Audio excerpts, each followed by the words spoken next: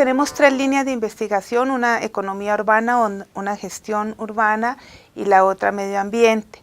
Y creo que cada una tiene una relevancia distinta, pero además creo que los temas evolucionan. Por ejemplo, cuando en los 70 era muy importante la urbanización, estudiar el proceso de urbanización, se sacaron productos muy importantes, el proceso de industrialización que hizo Gustavo Garza, y en esa línea, digamos, ahora se trabaja mucho sobre competitividad urbana y actividades económicas en la ciudad. Entonces creo que esa línea de economía ha ido girando.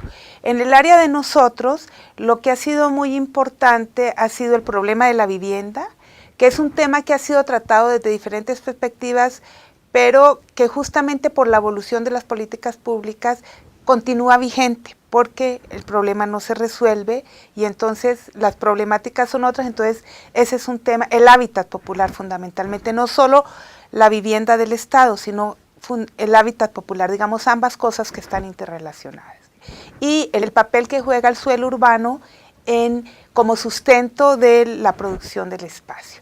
Y en el área ambiental, bueno, también la cuestión de la gestión de las ciudades, esta cuestión de la centralización, descentralización, cómo se administran, pero no solo cómo se administran, sino cómo se manejan, y esta nueva relación entre los municipios y la federación, pero también esta nueva relación entre los poderes económicos, financieros y la administración, entre lo público y lo privado. Entonces yo creo que son temas que hay emergentes, hay permanentes, pero lo que siempre es novedoso es desde dónde se analizan.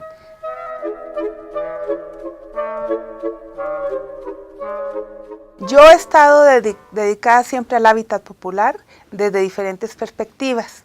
Digamos que empecé trabajando en los 90, cómo vivía la gente en los asentamientos irregulares, que tiene que ver, los asentamientos irregulares tiene que ver con esta creación, producción del espacio que está fuera de la normatividad urbana, que no tiene una política pública y donde el 60% de la población habita, porque entró al suelo ante la incapacidad del Estado de producir vivienda. Hicieron procesos de compraventa de suelo que estaba fuera del mercado formal.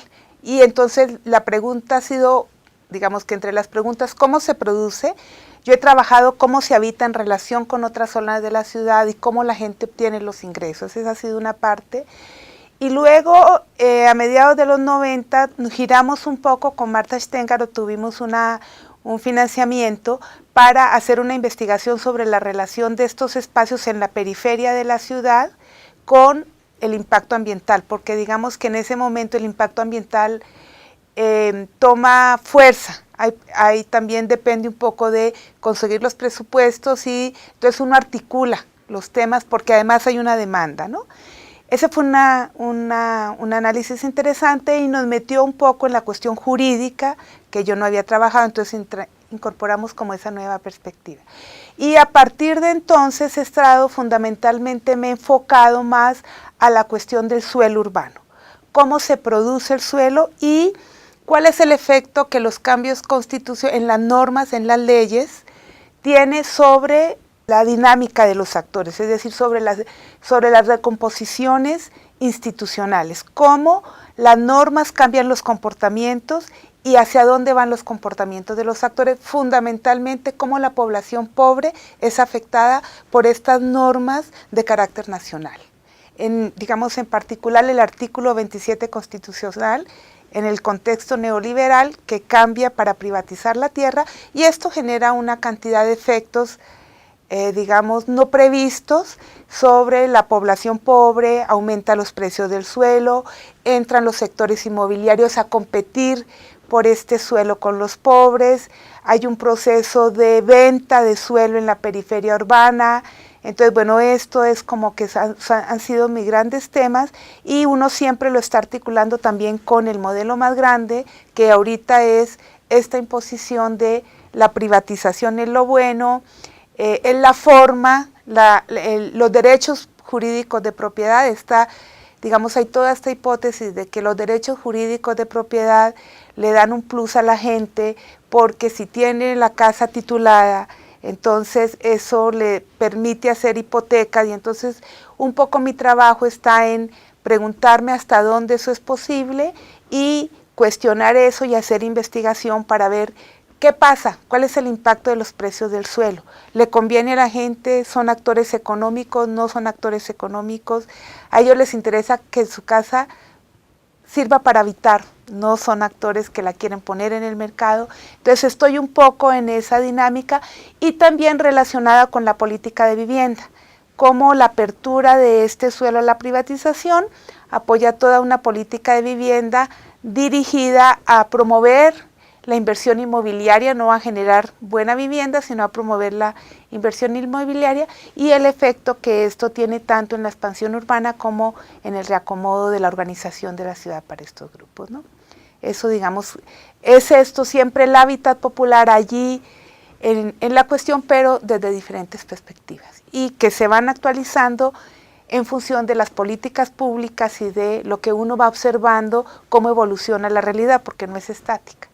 Entonces, bueno, estoy como en ese tema un poco de derechos de propiedad, mercados de suelo, precios de suelo. Estoy en eso. Yo creo que esa es una parte de nuestra tarea. Digamos que el Colegio de México tiene una gran particularidad y es que somos muy afortunados porque nuestro trabajo central es la investigación.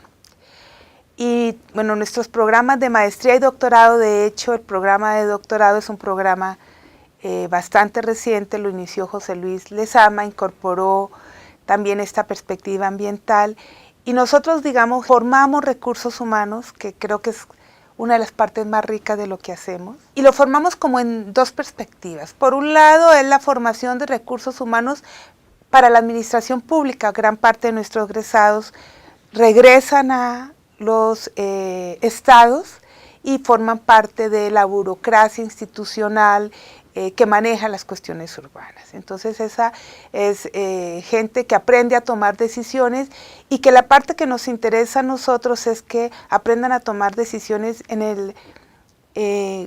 con responsabilidad social, y creo que ese es uno de las grandes, de los aspectos interesantes y centrales por qué esta institución me gusta, digamos, mi trabajo y mi institución. Y la otra parte es en la academia. Generamos recursos humanos para varias universidades, obviamente, pero una parte importante es lo que significa el Colegio de México en términos regionales para América Latina. Debo decir que cuando yo vine a estudiar a México, en el 85, en Colombia no había programas de posgrado, y eso pasa en muchos de nuestros países. Es la oportunidad para muchos latinoamericanos de poder formarnos. Entonces creo que esa ha sido también una cuestión importante. Tenemos una demanda importante, siempre tenemos estudiantes de centroamericanos, que creo que son países que necesitan recursos, pero esta formación de recursos humanos, de ampliar perspectivas, abrir fronteras, y entonces tenemos también un impacto regional. Entonces creo que es una labor fuerte en términos de formación.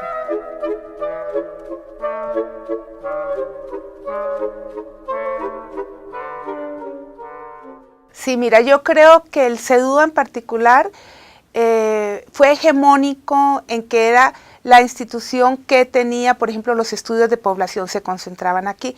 Sin embargo, a través del tiempo, diferentes instituciones han ido creando programas similares, lo cual ha ampliado digamos, la oferta.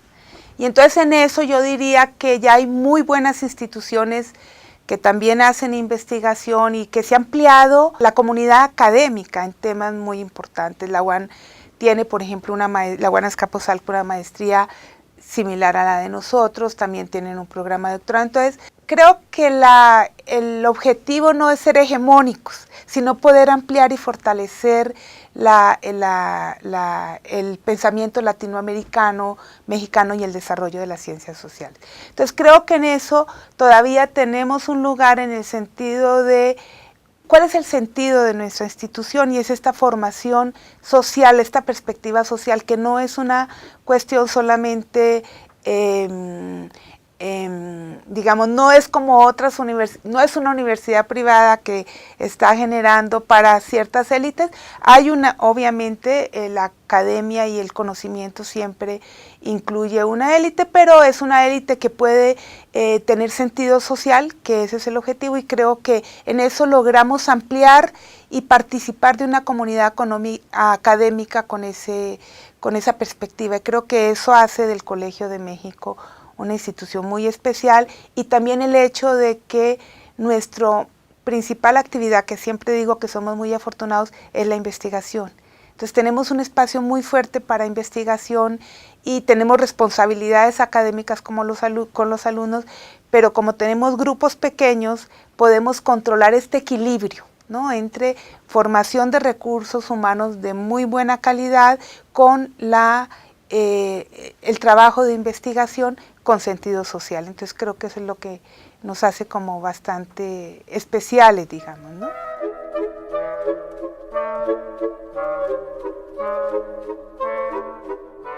Eso es interesante. Lo que yo siento es que uno al principio tiene, como está recién iniciando, participa de ciertos cursos. Y la otra, y ya cuando uno tiene ya varios años, una madurez mayor sobre la investigación, abre líneas de investigación. Y entonces eso ha pasado. Yo inicialmente inicio en un curso que todavía damos, que es muy interesante, que es Agentes Sociales y Estructura Urbana, que damos con la profesora Marta Stenger, y que incluye la problemática, cuáles son los temas vigentes, qué se discute en el mundo tanto y en particular en América Latina. Digamos que ese es pero en los 2 últimos años, en las 2 últimas generaciones, creamos otro curso sobre mercados de suelo, derechos de propiedad. El curso se llama Instituciones, derechos de propiedad y mercado de tierra. Ese es un nuevo curso. Y en el primer curso tenemos una ya demanda de ese curso. Ahorita están gente que viene de Perú que hace ese tema, estudiantes de doctorado, otro que viene de Ecuador que también hace ese tema y que son poco desarrollados en sus países, otro que viene de Colombia, 2 chicos mexicanos, entonces, que trabajan sobre los ejidos. Entonces nos permite generar conocimiento, pero también retroalimentarnos. Entonces siempre poder generar una nueva línea de investigación y hacer escuela en ese tema ha sido como muy importante y parte del desarrollo docente, digamos.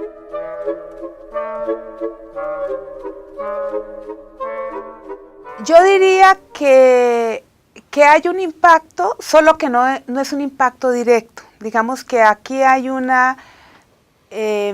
nosotros hacemos investigación con el objetivo de, es una investigación, un trabajo académico crítico, digamos, yo diría que es una escuela crítica frente a diferentes procesos sociales. Medimos los procesos sociales y hacemos un análisis que nos permite cuestionar de forma científica y argumentada lo que está pasando y con datos, con validez empírica. ¿Esto qué significa? Que nosotros participamos en términos de la discusión con las instituciones gubernamentales, diciendo cuál es nuestra posición. En algunos momentos, la toma de decisiones gubernamental se toma en función de intereses económicos. Entonces, digamos que tenemos cabida en la crítica, en el cuestionamiento, y hay momentos en que, digamos, logramos disminuir el impulso de ciertas tendencias, y hay momentos en que no. En el gobierno, por ejemplo, del Distrito Federal, que hemos participado activamente en diferentes foros, bueno, en cuestiones de definición de políticas, participamos, damos opinión y nos toman en cuenta. En otros contextos no damos opinión, pero lo que sí podemos observar es que al pasar el tiempo, ellos tienen, y ver los resultados concretos con el dato empírico, ya no pueden decir no está pasando. Nosotros decimos se los dijimos, pero lo que sí nos damos cuenta es que al final, digamos, tienen no cambiar de rumbo, pero moderar ciertas acciones. Entonces creo que es una cuestión a veces desfasada, ¿no? O sea, primero ellos ven los impactos negativos que ya estamos percibiendo nosotros, que están viniendo, que estamos midiendo, pero como la toma de decisiones se hace en relación o en acuerdo con otros sectores económicos, pues es difícil. Y la otra es que también vemos que muchas de nuestras investigaciones ellos las consideran como parte de su análisis. Eso no significa necesariamente que tomen decisiones en función de eso. Entonces, bueno, son ritmos diferentes y el nivel de influencia. Y la otra cosa que sí también hemos logrado es a través del manejo de fuentes de información. Hay una discusión, digamos, con el censo, nos son invitados y nosotros podemos decir qué indicadores se están dando cuenta del problema y qué no. A veces nos toman en cuenta, a veces meten la pregunta, a veces no la meten. Una parte importante del trabajo de investigación se ha girado a las nuevas técnicas, a la velocidad de la información.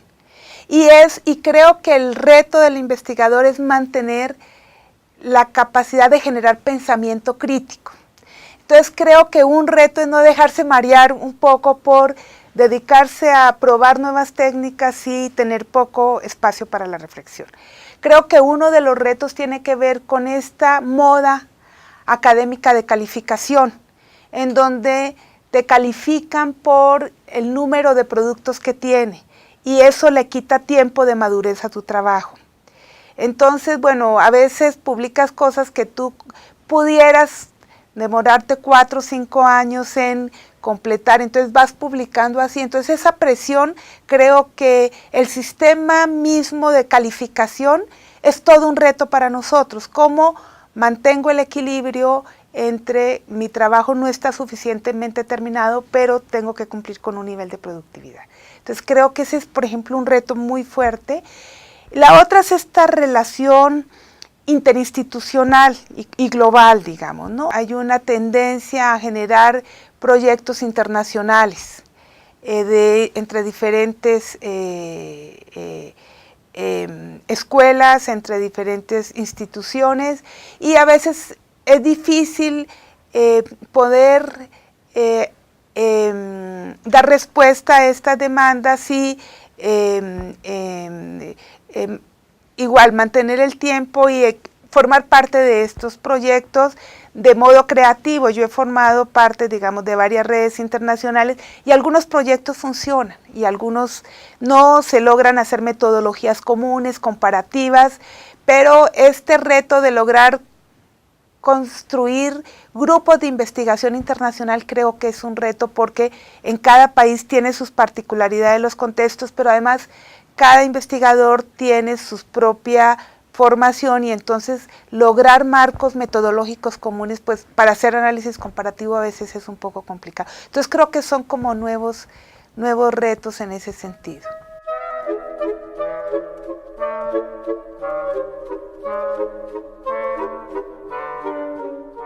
Creo que los estudiantes ahora tienen una gran capacidad de movilidad y eso los enriquece mucho. Hay una gran capacidad de movilidad de los estudiantes, hay un gran intercambio, hay apoyos económicos para esto, siempre estamos buscando recursos de la participación, son más activos, digamos.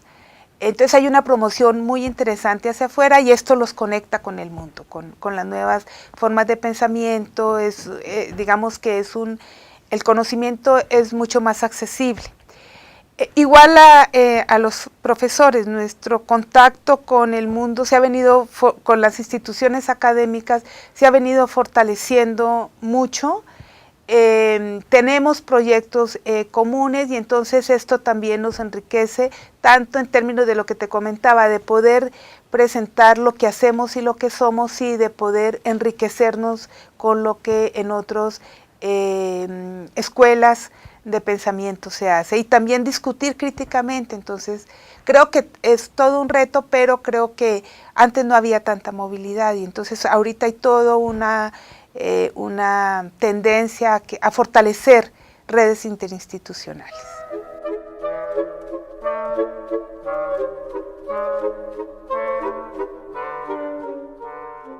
Uno de los retos que siempre tenemos los investigadores es incorporar las nuevas dinámicas sociales, poder observar que eso está pasando y poder incorporarlo como objeto de estudio.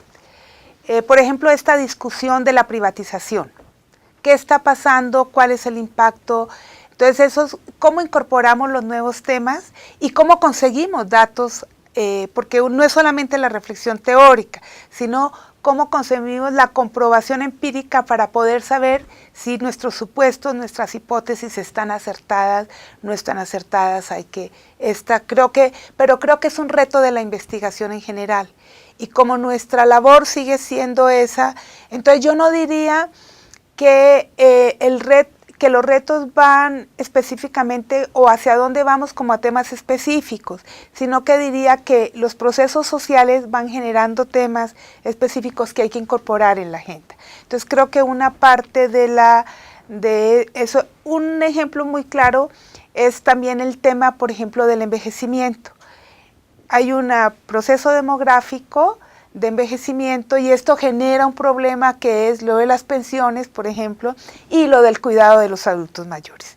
Entonces es incorporar esta reflexión dentro de lo que significa para la sociedad mexicana siempre esto. Creo que es uno de los retos. Creo que otro de los retos que tenemos, pero en general la investigación, yo no diría que específicamente del CEDUA, es lograr una presencia a nivel internacional de lo que es la academia latinoamericana, lo que se produce. Hay muchos medios de coacción intelectual que impiden que lo que se produce en los países donde no habla inglesa, por ejemplo, y que los otros impongan ciertas líneas de investigación. Entonces creo que siempre es un reto el poner el aporte de nosotros y la teoría de nosotros y los aportes metodológicos en la discusión internacional, ¿no? Situarla científicamente. Entonces creo que ese siempre es un reto también de la investigación y eso también tiene que ver con la formación de recursos humanos. Entonces siempre como que tenemos esa tensión,